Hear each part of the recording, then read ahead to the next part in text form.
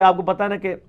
اہل حدیث کے ہاں شیخ البانی اور ڈاکٹر ذاکر نائک یہ لوگ چہرے کے پردے کے قائل نہیں ہیں، کہتے ہیں بہتر ہے لیکن نہ کریں تو کوئی حرج نہیں۔ اسی طریقے سے ایران میں جو امام خمینی ہے نا، وہ کہتے ہیں چہرے کا پردہ افضل ہے، لیکن اگر کوئی چہرے کا پردہ نہ کرے اور باقی پورے جسم کا کر لے عورت کے لیے جائز ہے۔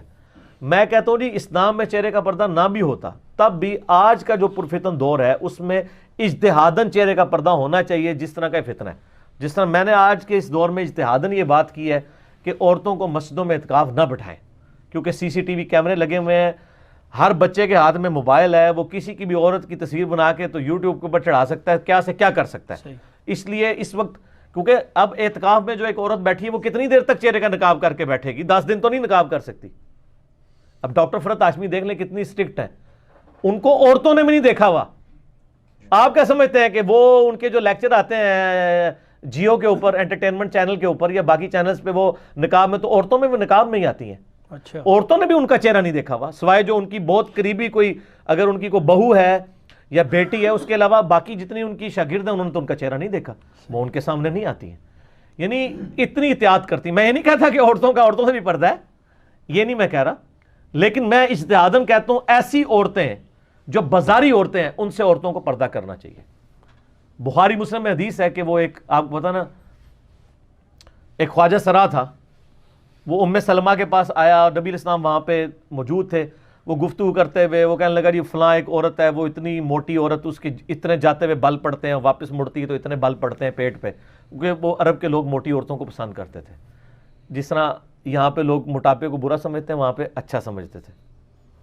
اور آج کل بھی عرب کی اکثر عورتیں موٹی ہوتی ہیں، کھاتے پیتے جو بہت ہیں۔ تو نبی علیہ السلام کو غصہ آیا، آپ نے فرمایا آندہ سے یہ تمہارے پاس آ کے یہاں نہ بیٹھے۔ حالانکہ خواجہ سرا جو ہیں، ٹھیک ہے، ان کا کوئی پردہ نہیں ہے عورتوں کے ساتھ، کیونکہ ان میں تو وہ سیکس والا ایشو وہ والا نہیں ہوتا نا، وہ اس چیز سے تو وہ تیسری مخلوق ہے نا، مرد عورت اور درمیان میں۔ لیکن نبی علیہ السلام فرمایا کہ ایسے خواجہ سرا بھی آ کے عورتوں کے پاس نہ بیٹھے جو لوگوں کی عورتوں کی باتیں وہاں کرتے ہیں یا وہ باتیں باہر نکالتے ہیں۔ اسی حدیث پہ اجتہاد کرتے ہوئے، بخاری مسلم کی اس حدیث کے تحت میں یہ کہتا ہوں کہ ایسی عورتیں جو بازاری عورتیں ہیں،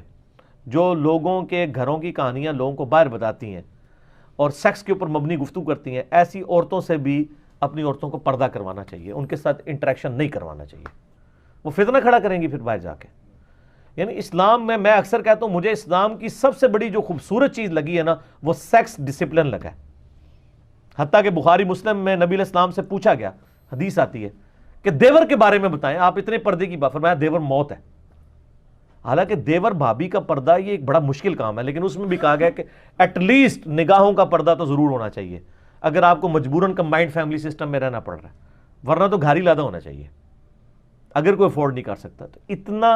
اسٹرکٹ ہے معاملہ۔ اس پہ یوٹیوب پہ میرا ایک کلپ ہے ویلنٹائن ڈے، انجینئر محمد علی مرزا، میں نے 17 حدیث اس میں بتائی ہیں، وہ آپ دیکھ لیں۔